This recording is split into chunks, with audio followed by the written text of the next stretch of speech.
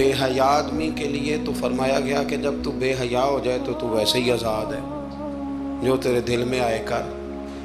جب تک انسان علم میں ہوتا ہے تو کچھ حیا میں ہوتا ہے، اس کا ایک دائرہ کار ہوتا ہے، وہ اس کے اندر بند ہوتا ہے۔ تو علم اسلام کے اندر ایک بڑی محبوب چیز ہے، اسلام نے حصول علم کو پسند کیا ہے۔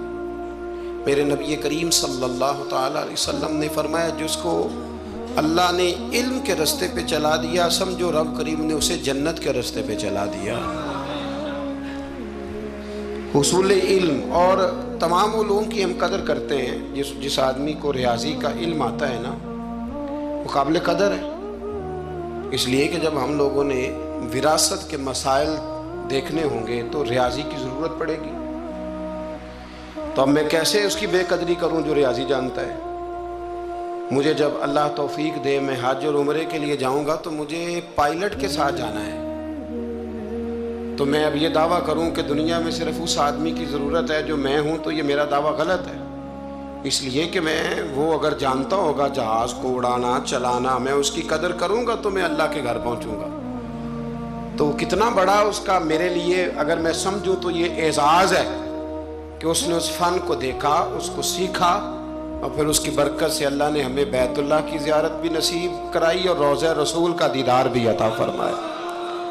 تو جہاں جو شخص جس معیار کا علم رکھتا ہے اور پھر اس کو مثبت استعمال کرتا ہے، اس کی قدر کرنی چاہیے۔ اور ہر آدمی کی اللہ کے محبوب علیہ السلام اس کے منصب کے لحاظ سے قدر کرتے تھے، ہر آدمی کی۔ جب حدیبیہ کے لیے سفیر کی ضرورت تھی تو کل صحابہ عادل تھے، پیارے تھے، پر حضور نے فرمایا یہ کام عثمان غنی بہتر کر سکتے ہیں۔ تو اور یہ میرے محبوب کے علم کا کمال ہے کہ حضور لوگوں کی روحوں میں جھانک کے دیکھ لیتے ہیں کہ کون بندہ کس قابل ہے۔ خیبر کی رات حضور نے کیا اعلان فرمایا؟ فرمایا جھنڈا سویرے اس کو دوں گا جو انشاءاللہ فتح کر کے آئے گا، جو فتح سویرے۔ تو بات تو رات حضور نے کر دی تھی کہ فتح ہو جائے گی، اور جھنڈا میں دے دوں گا، تو پھر فتح ہوئی کہ نہ ہوئی؟ تو یہ میرے رسول کریم علیہ السلام کو اللہ نے اعزاز دیا کہ ہر آدمی کی جہاں وہ جس صلاحیت کا مالک تھا اللہ کے رسول نے قدر فرمائی۔ دوستو، عزیزو، بزرگو، یاد رکھیے گا کہ نبی کریم صلی اللہ علیہ وسلم نے ان سب سے بڑھ کر جس علم کو حضور لے کے آئے اور جس علم کی حضور نے فضیلت بیان کی اور جس علم کے حوالے سے میرے رسول کریم علیہ السلام نے اظہار فرمایا، وہ ہے قرآن و سنت کا علم۔ اس علم کو حضور نے بڑا پسند کیا۔ اور ایک بات یہاں سمجھ لے، کچھ علوم ایسے ہوتے ہیں جن کا مخصوص کسی شعبے سے تعلق ہوتا ہے۔ ایک مکینک ہے یا الیکٹریشین ہے تو وہ بجلی کے شعبے سے تعلق رکھتا ہے، لیکن اگر اس کو ہم یہ کہیں اس شعبے سے تعلق رکھنے والے شخص کو کہ آپ گاڑی بھی ٹھیک کر کے دیں تو یہ اس کے لیے ممکن نہیں ہے۔ گاڑی کا مکینک اور ہے اور الیکٹریشین، یہ سمجھانے کے لیے بات عرض کر رہا ہوں۔ لیکن جو قرآن و سنت کا علم ہے، یہ پتہ کیا ہے؟ یہ دین کے ہر شعبے کے ساتھ بات کرتا ہے، یعنی یہ وہ والا علم ہے جو ہمیں زندگی گزارنے کا طریقہ عطا کرتا ہے، جو ہمیں بتاتا ہے کہ باپ کی قدر کیا ہے اور سسر کی قدر کیا ہے، یہ بتاتا ہے کہ اماں کا مقام کیا ہے اور بیوی کا درجہ۔ یہ ہمہ پہلو علم ہے، یہ ہمیں بتاتا ہے کہ روزی کیسے کمانی ہے، معاملات زندگی کو کیسے چلانا ہے، ہم نے آگے کیسے بڑھنا ہے۔ تو یہ سارا ہمیں سکھاتا ہے، اس لیے اس علم کی فوقیت عقلاً بھی بہت زیادہ ہے۔ اور میرے نبی کریم علیہ السلام نے جو اس علم دین کو اور دین کے عالم کو درجہ دیا، اس کی جو عظمت اور جو اس کی فضیلت ہے، اس کا الگ ایک مقام ہے۔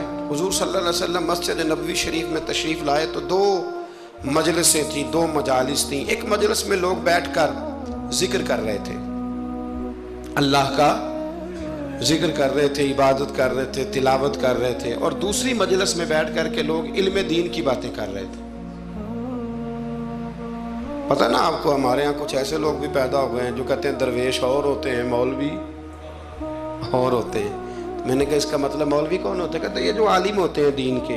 میں نے کہا درویش پھر جاہل کو کہتے ہوں گے۔ چونکہ اگر عالم، درویش کس کو کہتے ہیں؟ درویش اس عالم کو کہتے ہیں جو دین پر عمل کرے. جب وہ عمل کرتا ہے تو وہی درویش ہوتا ہے، وہی فقیر ہوتا ہے. اپنے علم پر عمل کرنے والا وہی درویش ہے، وہی فقیر ہے. تو حضور صلی اللہ علیہ وسلم تشریف لائے تو ایک مجلس علم حضور نے سجی ہوئی دیکھی اور ایک مجلس ذکر میرے نبی کریم علیہ السلام نے سجی ہوئی دیکھی. ان دونوں مجالس کو نبی پاک نے دیکھا اور حضور بیچ میں کھڑے ہو گئے. کھڑے ہو کے فرمایا ذکر والے بھی خیر ہی کر رہے ہیں اور علم والے بھی خیر ہی کر رہے ہیں. اب حضور نے فیصلہ سنانا تھا. ہیں یہ بھی اچھے اور ہیں وہ بھی اچھے. اب فیصلہ میرے نبی پاک کا کیا ہے؟ حضور فرمانے لگے مجھے بھی اللہ نے استاد بنا کے بھیجا ہے. یہ لفظ کہے اور میرے نبی پاک ان لوگوں میں بیٹھ گئے جو علم دین کی بات کر رہے تھے. حضور نے وہاں قیام فرمایا، حضور وہاں بیٹھ گئے. تو میرے عزیز دوستو اس بات کو سمجھ لیں، اس پر غور کریں کہ نبی کریم صلی اللہ تعالی علیہ وآلہ وسلم نے ہمیں جو سمجھایا ہے وہ یہ ہے کہ حصول علم کا شوق پیدا کرو، علم کی مجالس کو اختیار کرو. اہل علم، جاننے والے. ہمارے ہاں لوگوں کے پاس بڑا محدود سا علم ہوتا ہے، لیکن وہ اپنے اس علم کی ترویج کرنا، ایک خاص بیماری ہے جس پر میں اشارہ کرنے لگا ہوں، اس کو سمجھیے گا. تھوڑا سا علم ہوتا ہے مختصر سا، ہم کیا کرتے ہیں؟ ہم اس علم کو دکھانا چاہتے ہیں، بتانا چاہتے ہیں، سنانا چاہتے ہیں. حالانکہ اتنا محدود علم ہے. ابھی آپ ٹھہر جائیں، ابھی آپ اس میں پختگی لائیں، ابھی آپ سیکھنے کے ماحول میں رہیں. جب آپ سکھانے کی مسند پر بیٹھنے کی کوشش کرتے ہیں تو وہ جو آپ کا سیکھنے کا ذوق ہوتا ہے، شوق ہوتا ہے، اور جو آپ نے سیکھنے کا مزاج ہوتا ہے اس میں ایک تو کمزوری آتی ہے. دوسرا یہ کہ پھر آپ کا ذہن جو ہوتا ہے، شیطان اور نفس، وہ آپ کو اس رستے سے روکتا ہے جس رستے پر آپ سیکھنے کے لیے نکلے ہوئے تھے.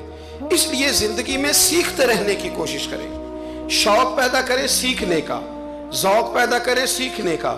اگر حضرت موسیٰ چل سکتے ہیں سیکھنے کے ارادے سے، حضرت موسیٰ جب سیکھنے کے ارادے سے چلے نا جناب خضر کی طرف، تو ایک شاگرد بھی ان کے ساتھ تھا. تو شاگرد کہہ سکتا تھا کہ استاد جی یہ آپ کیا کرنے لگے؟ آپ تو خود استاد ہیں، تو آپ ایک نیا استاد ڈھونڈنے لگے. یہ چیزیں مانے ہوتی ہیں، لوگ علم سیکھ نہیں پاتے، لوگ ڈٹ جاتے. تو سیکھنے کا مزاج بنائیں. جب کوئی اچھی چیز کہیں سے ملے اس کو عکس کریں.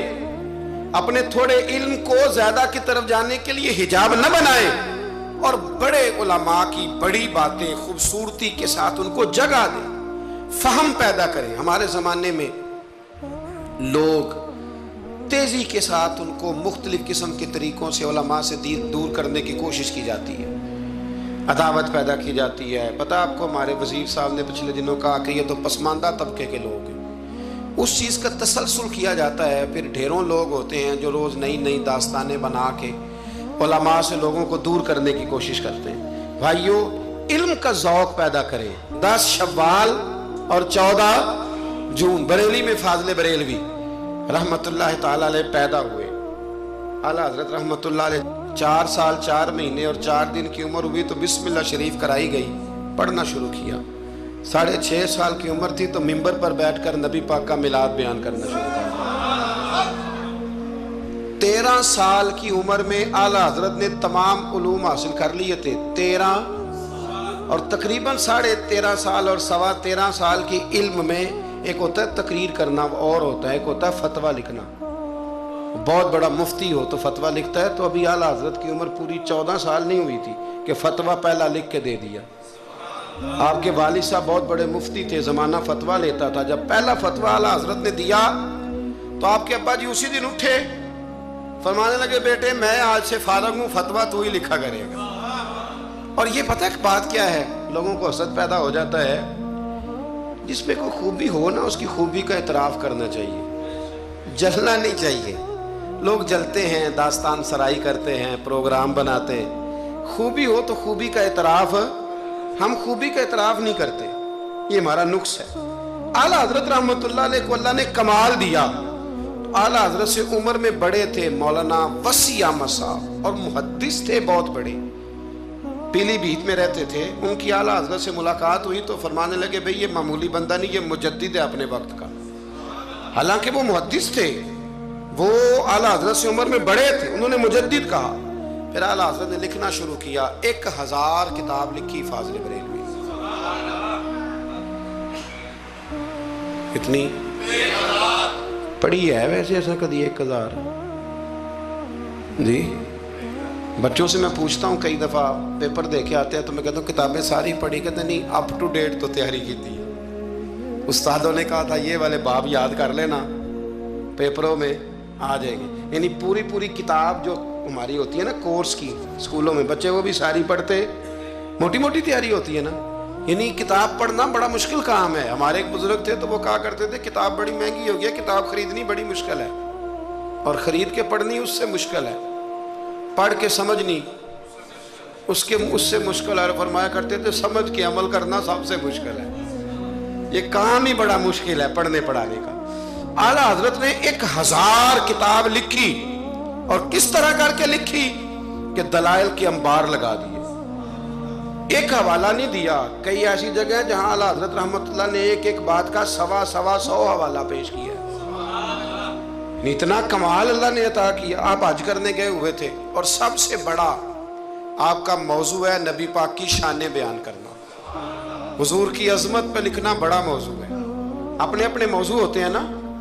کچھ لوگ فقہ آپ نے فقاہت پہ سب سے زیادہ کام کیا، لیکن جس موضوع پر آپ کا غلبہ رہا وہ رسول اللہ کی محبت کا موضوع ہے، اور نبی کریم کی محبت کا. اور لکھا تو پھر کمال ہی لکھا، پھر کمال لکھا اعلیٰ حضرت، اور حد کر دی.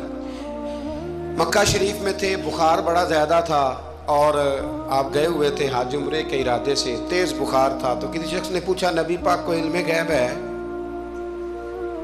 2 گھنٹے میں علم غیب پر اتنی موٹی کتاب درج فرما دی، 2 گھنٹے میں. اور کوئی لائبریری نہیں، کوئی حوالہ نہیں. تو کسی نے کہا یہ کیا ہے؟ فرمانے لگے یہ میرے محبوب سے غلامی کا رشتہ ہے، یہ میرا حضور سے غلامی کا. تم پوچھتے جاؤ، میں حضور کی شانیں بتاتا جاؤں گا، میں نبی پاک کے تذکرے کرتا جاؤں. اور پھر تعریفیں کس کس کی حضور کی اولاد کی اصحاب کی نبی پاک کے غلاموں کی ولیوں کی صوفیاء کی. علم بڑا تگڑا اللہ نے دیا. کسی نے پوچھا تیمم کس مٹی سے جائز ہے؟ تو مٹی کی 80 قسمیں بیان کر دی. مٹی کی 80 قسمیں. فرمانے لگے مٹی ایک جیسی نہیں ہوتی. ایک مٹی زمین پہ پڑی ہوتی ہے، کپڑے پہ پڑی ہوتی ہے. کپڑے ایک جیسے نہیں ہوتے، ایک سوتی ہوتا ہے، ایک ریشمی ہوتا ہے. ایک کے اندر مٹی جذب ہوتی ہے، ایک میں جذب نہیں ہوتی. ایک سے دھونے سے جلدی نکل جاتی ہے، ایک سے جلدی نہیں نکلتی. 80 قسمیں بتا کے فرمایا اس سے ہو جاتا ہے، اس سے نہیں ہوتا، اس سے ہو جاتا ہے، اس سے. اور جواب بڑے شاندار دیتے تھے. ایک بندے نے ایک دفعہ پوچھا جی فرض کا درجہ زیادہ کہ سنت کا؟ فرمانے لگے فرض کا. تو کہنے لگے پھر سیدھا منہ دھویا کریں. آپ وضو میں پہلے ہاتھ دھوتے ہیں، پھر کلی کرتے ہیں، پھر ناک میں پانی ڈالتے ہیں. تو منہ فرض تو منہ دھونا ہے پہلے. ہاتھ دھونا بھی وضو میں سنت ہے، ناک میں پانی ڈالنا بھی سنت ہے، کلی کرنا بھی. تو آپ نے تو پہلے 3 سنتیں ادا کی، پھر وضو. فرمانے لگے ٹھیک تم نے کہا ہے، پر تم پتہ نہیں نا تمہیں کہ یہ میرے رسول اللہ کی سنت کی برکت کتنی ہے. شریعت حکم دیتی ہے کہ پانی معتدل ہونا چاہیے وضو کرنے کے لیے، نہ زیادہ ٹھنڈا ہو نہ زیادہ گرم ہو. زیادہ گرم ہو تو منہ جل جاتا ہے. اور شریعت حکم دیتی ہے کہ پانی بد ذائقہ نہیں ہونا چاہیے، اور حکم دیتی ہے کہ بدبو والا نہیں ہونا چاہیے. فرمایا اس لیے ہمارے نبی نے پہلے ہمیں 3 سنتیں دی کہ ٹوٹی کے نیچے نا ہاتھ کر کے دیکھ لو پانی زیادہ گرم تو نہیں، اور کہیں منہ نہ جلا لینا. اور پھر ہمارے نبی نے ہمیں سنت دے کے بتایا کہ منہ میں ڈال کے دیکھ لو بد ذائقہ تو نہیں. پھر کہا ناک میں ڈال کے دیکھ لو کہ اس سے بو تو نہیں آتی. فرمایا مصطفیٰ نے کہا میری 3 سنتیں ادا کر کے اب چہرے پہ پانی ڈالو گے تو فرض ادا کرنے کا مزہ آ جائے گا. اعلیٰ حضرت کو اللہ نے وہ کمال دیا، ملک سخن کی شاہی، تم کو رضا مسلم، جس سمت آ گئے ہو سکے بٹھا دیے. باتیں بہت ساری ہیں، کچھ خالص علمی ہوتی ہیں، کچھ بڑے علم بھی ہوتا ہے اور اس میں لطف بھی ہوتا ہے. تو ایک لطف والی بات ہے آپ کو سناتا ہوں. علماء میں نا ایک مسئلے میں اختلاف ہے. خیر اب تو علماء میں مسئلے میں اختلاف ہو تو جاہل چھلانگ لگا کے اندر آ جاتے ہیں، کہتے تو ان کے پتہ تھان پوچھو. علماء میں اکثر مسائل میں اختلاف رائے ہو جاتا تھا اور ہے آج بھی. امام شافعی اور امام مالک کا اختلاف کوئی نہیں تو کیا گالیاں دینی شروع کر دیں گے لوگ؟ اختلاف رائے علماء کے اندر ہو جاتا ہے. تو اختلاف رائے ہے علماء کے ایک مسئلے کے اندر، وہ کیا ہے؟ اور فقہی مسائل میں اختلاف ہوتا ہے، عقیدے میں اختلاف نہیں ہوتا. یہ یاد رکھ لیں، جو عقیدہ ہوتا ہے وہ عقیدہ ہوتا ہے. جو محبوب کی غلامی کی بات ہے وہ نبی پاک کی، اس میں کوئی بات دوسری ہوتی نہیں. بہرحال اعلیٰ حضرت کا فتویٰ یہ ہے کہ جمعے کی جو دوسری اذان ہے نا، وہ بعض مسجدوں میں خطیب کے سامنے پڑھی جاتی ہے. یعنی خطیب کے بالکل سامنے بندہ کھڑا ہو کے نا جمعے کی دوسری اذان. اعلیٰ حضرت کا فتویٰ نہیں، باہر دروازے پہ پڑھو، مسجد کے دروازے پہ. جو یہاں پڑھتا ہے اذان اس کی بھی ہو جاتی ہے. یہ ایک فقہی مسئلہ ہے، اس میں اختلاف رائے ہو سکتا ہے. اعلیٰ حضرت رحمۃ اللہ علیہ کے خلیفہ رہتے تھے جبل پور میں. فاضل بریلوی جبل پور گئے ان کی دعوت پر، وہاں آپ نے جمعہ پڑھایا تو ایک بندے نے نا آپ کو چٹ دے دی کہ حضرت صاحب جمعے والے دن تو جمعے کی دوسری اذان ہے وہ کہاں پڑھنی چاہیے؟ تو اعلیٰ حضرت فرمانے لگے کہ باہر دروازے پہ پڑھو جمعے کی دوسری اذان. وہاں کچھ اپنے ہی نظریے کے لوگ تھے، اپنے ہی تیر کھا کے جو دیکھا کمی گاہ کی طرف تو اپنے ہی دوستوں سے ملاقات ہو. غیروں کو اتنا مسئلہ بھی کوئی نہیں ہوتا، حسد ہمیشہ اپنوں میں ہوتا ہے. تو وہ اپنے ہی لوگ تھے، وہ کہنے لگے جی ہم 50 سال سے دے رہے ہیں اذان، مولوی صاحب نے یہاں کے لڑائی کرا دی ہے کہ اذان باہر پڑھو. انہوں نے نا کچہری میں، اعلیٰ حضرت انگریز کی عدالت کو عدالت نہیں فرماتے تھے، کہتے تھے عدالت تو وہ ہوتی ہے جہاں عدل ہو. یہ کچہریاں ہیں، یہ عدالتیں، وہ عدالت کہتے نہیں تھے، کہتے عدالت کا مطلب ہے عدل والی جگہ. اعلیٰ حضرت کبھی نہیں گئے تھے انگریز کی عدالت میں. تو جب ان سے کہا گیا نا کہ مقدمہ کر دیا کسی نے کہ لو جی ہم 50 سال سے اذان پڑھ رہے ہیں تو انہوں نے نواں فتویٰ دے دیا ہے کہ اذان جو باہر پڑھے، تو اعلیٰ حضرت کو نوٹس آ گیا عدالت سے. آپ کبھی جایا نہیں کرتے تھے. اتفاق کی بات، وہ جو آواز دینے والا تھا نا، جو آواز دیتا تھا فلاں بن فلاں حاضر، وہ اعلیٰ حضرت کا مرید تھا. اعلیٰ حضرت نے اس کو ساری بات سمجھا دی کہ میری باری آئی تو تم نے کرنا کیا ہے. اس نے کہا جی ٹھیک ہے، مسئلہ طے ہو گیا. ہوا یہ کہ جب جج نے کہا نا مولانا احمد رضا ولد نقی علی خان حاضر ہو، ان کی باری آئی تو اردلی کو کہا جج نے، اس نے کیس سارا پہلے اسٹڈی کر لیا، مسلمان تھا جج بھی، اس نے پڑھ لیا کہ دو علماء کے درمیان اختلاف ہے. ایک کہتے ہیں کہ یہاں اذان پڑھنی چاہیے، دوسرے کہتے ہیں کہ اذان باہر پڑھنی چاہیے.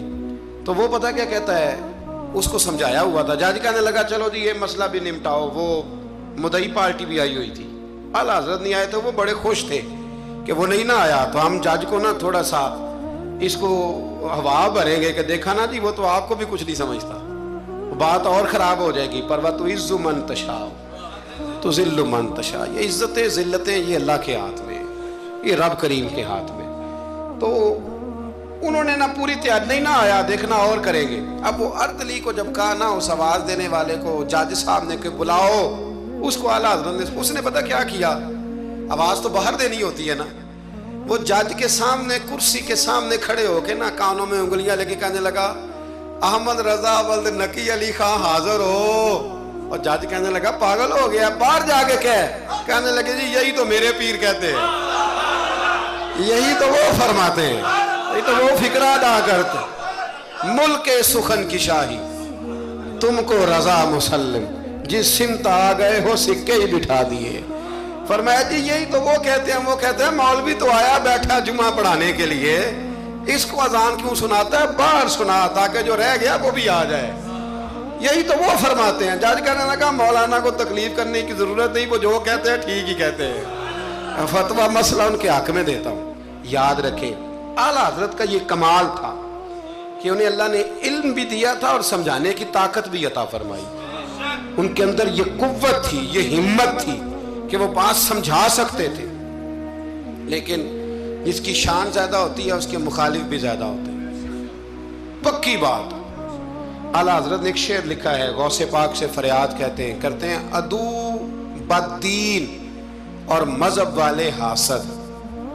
کہتے ہیں اے غوث پاک، وہ جو میرے بیگانے ہیں نا وہ تو ویسے ہی بد دین ہیں، اور جو میرے اپنے ہیں وہ مجھ سے حسد کرتے ہیں. تو ہی तन्हा मेरा जोरे बाजू है या गौस, कहते हैं तू ही मेरा जोरे बाजू है। बेगाने वैसे बद दीन है और अपने तू ही है जो तन्हा मेरा जोरे बाजू है। तो आशिदीन बड़े अंदर पैदा हो गए बाहर। तो सारी जिंदगी फाजिल बरेलवी ने मुकाबला किया। ईमान, अगर इल्म बड़ा तगड़ा था तो ईमान भी बड़ा तगड़ा था, तगड़ा ईमान। आप यकीन करें, ईमान बंदे का मजबूत हो ना तो दुनिया के हर मैदान में वो कामयाब होता है।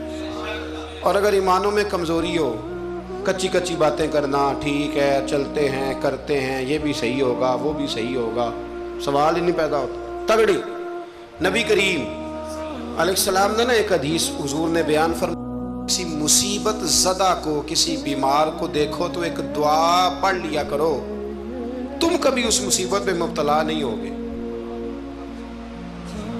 दुआ क्या है? अल्हम्दुलिल्लाहिल्लज़ी मिम्मब्तलाका बिही वफ़द्दलनी अला कसीरिम मिम्मन खलक़ तफ़दीला। ये दुआ पढ़ लो बीमार को देखकर, ये दुआएं याद किया करें।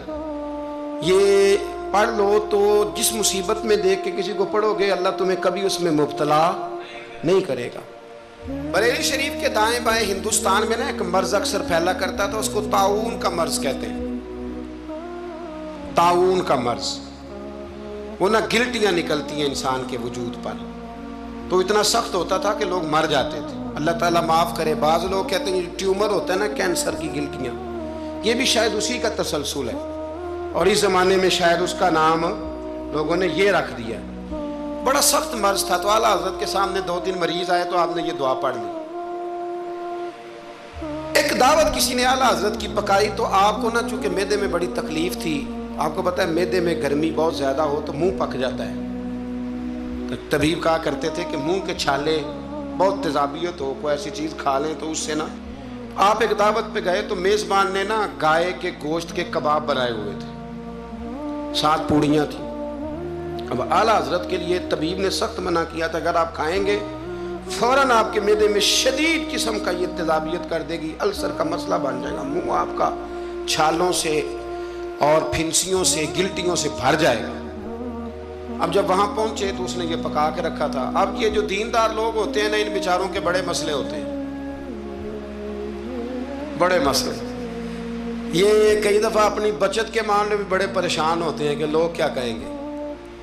जाहिल तो जो मर्जी कर जाता है ना, आलिम ने फूंक फूंक के कदम रखना होता है कि यार यहाँ ना मसला बन जाए, यहाँ ना मसला बन जाए। अब वो आपका खादम कहने लगा, हुजूर इनसे कहते हैं कि ये सादा कोई खाना ले आए ताकि आप खा लें, अब ये आप खाएंगे तो बीमार हो जाएंगे। तो आला हज़रत फरमाने लगे, वो तो बात तेरी ठीक है, बीमार हो जाऊंगा, लेकिन अब ये आदमी है, इसको मैं कैसे कहूँ? ये कहेगा कि मैंने इतनी मेहनत की है और ये खा नहीं रहे। इखलाकन दुरुस्त नहीं कि आप मेज़बान को, अब आप किसी को कह दें तो वाकई मुश्किल होती है कि यार हद हो गई, इतने पैसे लगा दिए, इसको पसंद नहीं आ रहा। खैर चारों नचार आप फरमाने लगे, यार जितना भी खाया जाता है खा लेते हैं, फिर जो होगी देखी जाएगी। बंदे का दिल रखना भी तो ज़रूरी है ना, और रब करीम के बंदों का तरीका यही है, अल्लाह के बंदों का तरीका यही है, दिल रखना भी तो ज़रूरी है ना। आला हजरत ने ना वो पूड़ी भी खा ली, कबाब भी खा लिया। अब जाके घर आके रात को लेटे, सवेरे उठे तो मुंह सारा छालों से भर गया, क्योंकि तबीब ने मना किया हुआ था। इतना भर गया कि बोला भी नहीं जाता, मुंह खोला भी नहीं जाता, शदीद मुश्किल है, क्या करें। आपके भाई मौलाना हसन रजा साहब रहमतुल्लाह अलैह ना एक तबीब को लाए, बड़े सियाने को। उसने आते ही कहा इनको तो ताउन हो गया। आला हज़रत फरमाने लगे, तू झूठ बोलता है और तेरी हिकमत भी झूठ बोलती है, मुझे ताउन नहीं हो सकता। उसने कहा जनाब वही गिल्टियां हैं। फरमाने लगे, तू झूठ बोलता है इसलिए कि मैंने ताउन वाले मरीज को देख के वो दुआ पढ़ ली थी जो मेरे नबी ने सिखाई है। तो तबीब की बात गलत हो सकती है, मेरे हबीब की गलत नहीं हो सकती। हबीब की बात गलत हो सकती। फरमाया, वो कहने लगा जी वही है। तो आप फरमाने लगे, तबीब झूठा साबित होगा और हबीब की बात को अल्लाह सच साबित करेगा, ये हो ही नहीं सकता। मैंने दुआ पढ़ ली थी, ये कैसे हो सकता है? ये यकीन कामिल है। ये क्या है बोलिए? अल्लामा इकबाल कहा करते थे, याद रखो गुलामी से बदतर है बेयकीनी, गुलामी से बदतर है बेयकीन नहीं। यकीन कामिल, पीर कामिल के यकीन कामिल। हालांकि दोनों कोई कामिल होना चाहिए, पर यकीन कामिल बड़ा नफ़ा देता है। यकीन कामिल आप यकीन करें। एक दरवेश की मैं बात पढ़ रहा था, तो वो कहीं मुरीद हो गए, तो इतने ये यहाँ ना पीरी मुरीदी बड़ी कच्ची होती है, हो भी सकता है, पूछ भी लेते हैं कि ऐसा नहीं, मुरीद हो गए। तो किसी ने उनको कहा कि सच्ची बात यह है कि बंदा कामिल नहीं। फरमाने लगे नहीं, कामिल तो मैंने पकड़ लिया, मैंने रब से कहना इसे कामिल कर, क्योंकि मेरा सारा कुछ यही है। खत्म हो गई बात। एक दर फड़िए तो मोहकम फड़िए, एक दही हो के मरिए, अल्लाह कर देगा कामिल। खत्म हो गई बात। ये क्या बात हुई? कच्ची कच्ची बातें करना, कच्ची कच्ची और अकल के घोड़े दौड़ाना। बस जिससे लगा ली फिर उससे पक्की लगा ली। ये आप जहालत से, वो आदम चिश्ती कहता है, लगा जदों बाजार अजलदा ते लोकी चोरा वांग सुदाए। किसे ने लुट ली इल्म दी दौलत ते किसे हासे झोली पाए। आजम वेख जहालत साडी, असी इश्क खरीद ले आए। एक जहालत साडी, असी। और एक शेर और बड़ा कमाल है उसका, चलो आ गया है, आला हज़रत का मौजू है ना, तो मुझे भी बड़ा ही मजा आ रहा है। तो वो कहते हैं कि किसे दे सिर दस्तारे इमामत उस इल्म पढ़ावन सिखिया, ते किसे ने पहने है फकर दचोगा उस ज़ुहद कमावन सिखिया। आजम वेख मुकद्दर साडा, असा यार मनावन सिखिया। वेखना मुकद्दर साडा, असा पक्का प्रोग्राम बनाया। वेख मुकद्दर साडा, असा यार मनावन सिखिया। ते सानू इहदी बड़ी जाच है। असा यार नहीं समझ आई बात की। असा यार मनावन, सहाबा को पता होता था कि हुजूर को मनाना कैसे, वो बंदा ढूंढ के ले आते थे, उन्हें पता था ये कैसे मानेंगे। और हज़रत फरमाने लगे कि तबीब की बात गलत हो सकती है, हबीब की बात गलत हो सकती, मुझे ताउन नहीं हो सकता, सवाल ही नहीं पैदा होता। वो हकीम नाराज हो गया। वो ना डॉक्टर साहब बिगड़ जाते हैं कि मेरा मतलब ये कैसे हो गया। सिर्फ एक आलिम है बेचारा, इसको सारे कह लेते हैं कि तू गलत चल रहा है, वरना डॉक्टर के नुस्खे के खिलाफ आप बात कर सकते। वो कहता है डॉक्टर मैं हूं कि तू है। तो वो तबीब साहब नाराज होकर चले गए। कुछ लोग जो थे साथ वो भी कहने लगे कि तबीब तो बहुत बड़ा था, पर चलो ये कहते हैं मुझे नहीं है तो नहीं। अब सारे लोग मानते हैं कि ताउन है। रात को ना एक शागिर्द आला हज़रत के कान में कहने लगा, हुजूर थोड़ा सा तेब मैंने भी पढ़ा है कि मशवरा दूं, फरमाया दो। कहने लगा जी मिसवाक करें आप, थोड़ा सा मुंह खोल जाएगा, और फिर काली मिर्च पीस के ना थोड़ी मुंह में डाले, मुझे लगता है कि मसला हल हो जाएगा। फरमाने लगे तू मेरा मुखलस है, तू जो कह रहा है मुझे भी उसमें बेहतरी लग रही है। वो एक मिसवाक लाया, फरमाया ये मेरे नबी की सुन्नत है। थोड़ी सी मुश्किल से मिसवाक की और फिर मिर्चें ना, काली मिर्चें पिसी हुई मुंह में डाली। आधे घंटे के बाद एक कह आई और अंदर ना सारा खून जो मसूड़ों में था और जो सारा जमा हुआ था बाहर आ गया। आला हज़रत रहमतुल्लाह अलैह फरमाने लगे बुला के लाओ उस तबीब को। वो कहता था मुंह खोल नहीं सकता, गिल्टियां बन गए, उसे बुला के लाओ। पहले मैं उसे अल्लाह का कुरान सुनाऊंगा, फिर मोहम्मद अरबी की नात सुनाऊंगा, मैं बताऊंगा कि मेरा मुंह खुला है कि नहीं खुला। बुला के लाओ। मेरा यकीन कामिल है कि हुजूर ने जो फरमा दिया है उससे बात आगे पीछे हो सकती। ये कमाल। और फिर इल्म कमाल था, यकीन कमाल था, तो अमल भी कमाल था। अमल भी कमाल, अमल आला हजरत ने पाया था, कमाल का अमल था, कमाल। देखे एक दफा ना आप ना सफर करते थे ना, जब उस वक्त ट्रेन पे सफर ज्यादा होता था। आज भी हिंदुस्तान के लोग ट्रेन पे सफर करना पसंद करते हैं। मैंने भी वहां ट्रेन पे सफर किया है, तो ट्रेन बिफोर टाइम आ जाती है, वक्त से पहले स्टेशन पे ट्रेन होती है, मजा आता है ट्रेन पे सफर करने। तो एक दफा मैं यहाँ लाहौर से बैठा कराची जाने के लिए, तो मैंने उनसे पूछा कब पहुंचेगी। कहते तुसी बह जाओ, जो सारे पहुंचोगे तुसी भी पहुंच जाओगे। तो यानी हमारा ये हाल है कि वो उसने ना मुझे मतलब इतना शानदार जवाब दिया कि मैं चुप कर गया। मैं कहा गल तो ठीक कर दा। कहते जी टाइम हूँ तुहानू किवें दसीए, क्योंकि टाइम है ही कोई नहीं, हालात ही बड़े ख़राब थे उन दिनों। कहने लगा बैठ जाएं, जब सारे पहुंचेंगे तो आप भी। मैं कहा चलो ठीक है, ख़त्म हो गई बात। तो हिंदुस्तान में ना ट्रेन का सफ़र ज़्यादा किया जाता है। अल्लाह तबारक व तआला फजल करेगा, पाकिस्तान की भी हर चीज़ इंशाल्लाह आगे निकल जाएगी सारे दिन। इस वतन पे अल्लाह ने बड़ा ही फजल करना है। तो सफ़र था, आला हजरत का तरीका यह था कि आप ये हिसाब लगाते थे कि नमाज का वक्त कहाँ आएगा, कोशिश फरमाते थे कि ट्रेन बदलनी पड़े तो बदल लें, लेकिन ऐसे टाइम पे जाके ट्रेन रुके कि जहां नमाज ना रह जाए। ये खास उनका तकवा था। बहरहाल एक दफा ना अजमेर शरीफ जा रहे थे, ख्वाजा मोइनुद्दीन अजमेरी के मज़ार पे हाज़री दे, सुल्तानुल हिंद के मज़ार पे आला हजरत तशरीफ ले जा रहे। रस्ते में एक जगह मगरिब का वक्त हुआ, ट्रेन थोड़ी देर के लिए रुकी तो आला हजरत फरमाने लगे नीचे उतरो भाई। साथ ही ना प्लेटफार्म पे सफ़ें बिछ गई, चादरें बिछ गई, मुसल्ले बिछ गए। आला हजरत जमात करानी शुरू कर दी। राबिट नाम था स्टेशन मास्टर का। वक्त हो गया, वो जो गाड़ी का ड्राइवर था वो मुसलमान था और बड़ा अकीदतमंद था। ये अंग्रेज़ था, अंग्रेज़ों की हुकूमत थी। उसका दिल था कि मैं बुजुर्गों को नमाज पढ़ लेने दूं, पर ये कहने लगा चल टाइम हो गया, विसल दे, जो बैठ गया बैठ गया, जो रह गया रह गया। उसने विसल दिया गाड़ी को। आला हजरत नमाज पढ़ते रहे, दूसरी रकत सुकून से नमाज पढ़ी। अब वो गाड़ी को आगे ले जाते हैं, गाड़ी आगे जाती नहीं, आगे ले जाते हैं जाती नहीं। वो राबिट जो था वो कहने लगा उसको, ड्राइवर को, चलाता क्यों नहीं? कहने लगा चाल ही नहीं रही, इंजन में मसला हो गया है।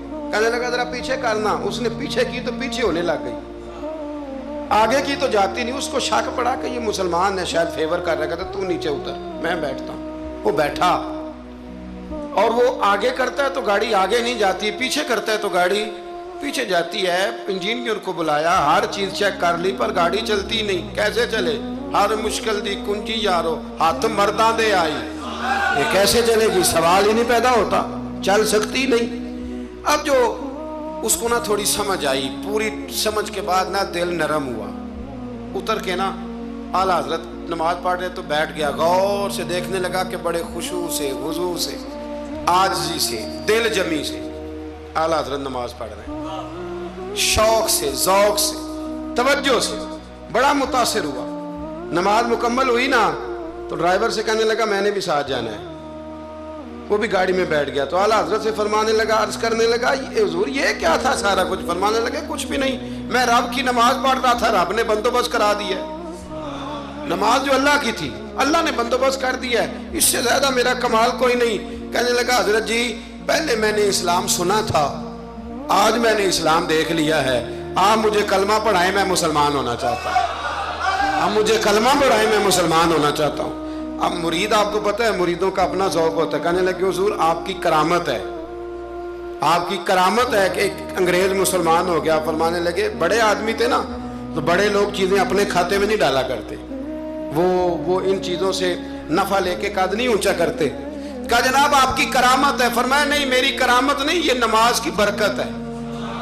मेरी करामत नहीं, ये नमाज की बरकत है कि मैं नमाज पढ़ रहा था और नमाज की बरकत से अल्लाह ने इसे ईमान की तौफीक अता फरमा दी। आला हजरत ने अपनी सारी जिंदगी, एक शख्स ने पूछा कि आपने सारी जिंदगी हुजूर की नातें लिखी हैं, तो कब्र में जाओगे तो क्या कहोगे?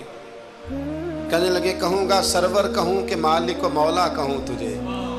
हुजूर सोनिया मैं क्या कहूँ? सरवर कहूँ कि मालिक व मौला कहूँ तुझे, बागे खलील का गुले ज़ेबा कहूँ तुझे, तेरे तो वस्फ ऐबे तनाही से हैं बरी, हैरान हूँ मेरे शाह मैं क्या क्या कहूँ तुझे, हैरान हूँ मेरे शाह मैं क्या क्या कहूँ तुझे। लेकिन रज़ा ने ख़त्म सुखन इस पे कर दिया, खालिक का बंदा खल्क का आका कहूँ तुझे। फिर कहने लगे नेमतें बांटता जिस सिमत वो ज़ीशान गया, साथ ही मुंशी रहमत का कलम दान गया।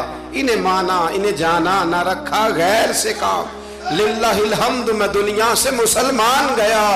आज ले उनकी पनाह, आज मदद मांग उनसे, कल न मानेंगे कयामत में अगर मान गया। जानो दिल होश व खिरत सब तो मदीने पहुंचे, तुम नहीं चलते रजा सारा तो सामान गया। और देखिए लिखने का अंदाज, कहने लगे उनकी महक ने दिल के गुंचे खिला दी। उनकी महक ने दिल के, ये नहीं कहा कि मौसम खिला दिया है, दिल के, सिर्फ हुजूर ने नहीं, हुजूर की महक ने, उनकी महक ने दिल के गुंचे खिला दिए हैं। जिस राह चल दिए हैं कूचे, बस हुजूर गुजर जाए तो वो घर बस जाता है, कूचा बस जाता है। उनकी महक ने दिल के गुंचे खिला दिए हैं, जिस राह चल दिए हैं, कूचे बसा दिए हैं।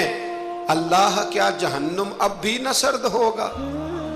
रो रो के मुस्तफ़ा ने दरिया बहा दिए हैं, रो रो के मुस्तफ़ा ने दरिया बहा दिए हैं, रो रो के मुस्तफ़ा ने दरिया बहा दिए हैं। ये शेर जब पहुंचा ना दाग देलवी के पास इकबाल के उस्ताद, तो वो कहने लगे मुझे कहने दो मुल्के सुखन की शाही, तुमको रजा मुसल्लिम, तुम जिस सिमत आ गए हो सिक्के बिठा दिए। कुछ लोगों ने उन पर बड़े बड़े इल्जामात लगाए, बड़े बड़े, लेकिन आप यकीन करें उनकी जो तालीमात हैं वो उन्हीं की हैं। उन्होंने कहा कि सजदा सिवाय अल्लाह के किसी के लिए जायज़ नहीं है। उन्होंने कहा मज़ार पे जाओ तो 4 हाथ दूर खड़े रह के दुआ मांगो। उन्होंने कहा औरत का पीर से पर्दा वाजिब है। उन्होंने दीन जो बताया है ना, लोगों ने बड़े बड़े प्रोपोगंडे किए, बड़े बड़े लोग प्रोपोगंडे करते रहते हैं। सबसे ज़्यादा आला हज़रत के बारे में प्रोपोगंडा हुआ, लेकिन कमाल की बात यह है, कमाल की एड़ी चोटी का लोगों ने जोर लगाया, बड़ी बड़ी किताबें लिखी, बड़ा बड़ा कुछ कहा, बड़ा बड़ा कुछ किया, लेकिन अल्लाह ने उन्हें कमाल दिया। उन्होंने सलाम लिखा था मुस्तफ़ा जान रहमत पे, उनको अल्लाह ने ये एजाज दिया कि हर मस्जिद में हर जुमे में उनका लिखा हुआ सलाम पढ़ा जाता है, उनका लिखा हुआ सलाम पढ़ा जाता है। सब उनसे जलने वालों के गुल हो गए चिराग, अहमद रजा का ताज़ा गुलिस्तान है आज भी, अहमद रजा का ताज़ा गुलिस्तान है आज भी।